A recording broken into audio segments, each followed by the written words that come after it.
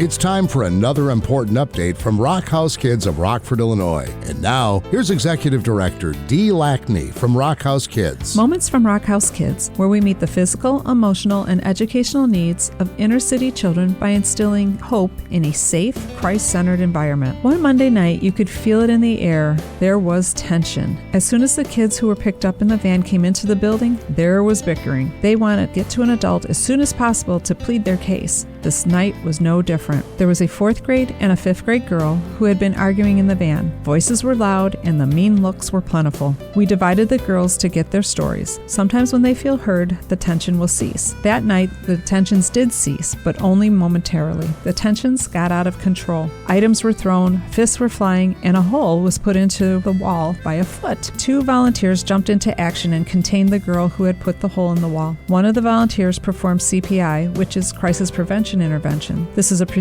to help de-escalate situations. At times, a child will need this to be held for safety purposes. This night, CPI was used. The last step in CPI process is restoration. You never want to leave the child feeling that they are bad or not loved. This is a beautiful process to watch. On this night, the volunteer who performed the hold on the 4th grader did it in a way to keep the child's dignity. She was not yelling at the child. She was calm and holding her. And by the end, there was an emotional release from the little girl. She began to cry and proceeded to hug the volunteer. The other volunteer who was working with the 5th grader was able to de-escalate the situation by only having to have a conversation. The next step for this situation for both girls was to come to me, and we needed to decide what the consequences would be. I quickly threw up some arrow prayers for guidance as to what to do, what should be done in this situation. The word I kept hearing was grace. Offer grace. That is what happened. Each girl was asked if they knew what the word grace meant. They said no. I explained how the Lord gives us grace when we mess up. He doesn't give up on us, and we don't get what we truly deserve. Grace is God's riches at Christ's expense. They knew their behavior should mean a suspension. When they understood that they were receiving grace, their faces lit up. My human part wanted to suspend them,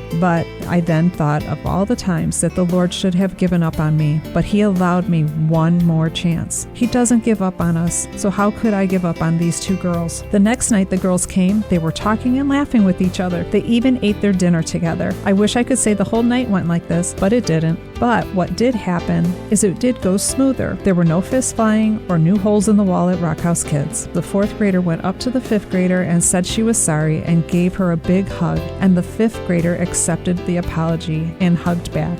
This is progress. If you would like to be part of helping make change in a child's life, give the office a call at 815-962-5067 Monday through Friday between the hours of 9 and 3 to hear about the different opportunities we have available. And remember, you can always follow us on social media platforms, Facebook, Instagram, LinkedIn, and our website, rockhousekids.org. Rock House Kids, help for today, hope for eternity.